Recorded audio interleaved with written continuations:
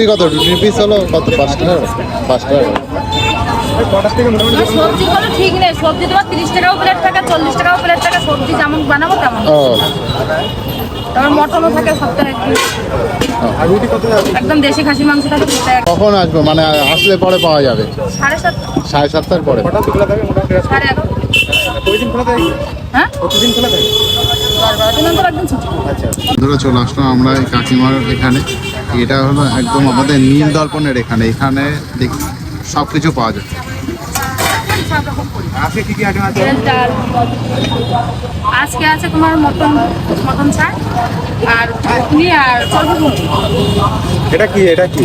ওটা মটন ছাড়। মটন চালে কি কি থাকে? গিলেম, এই যে ফুলকো, ট্যাংরি। থাকে আর টেংরি থাকে আর এই মাংস কাটতে আপনি কি চর্বি আছে নাকি? হ্যাঁ, চর্বি দেওয়া চর্বি দিয়ে ঘুগনি। চর্বি দিয়ে ঘুগনি, এটা কত টাকা প্লেট?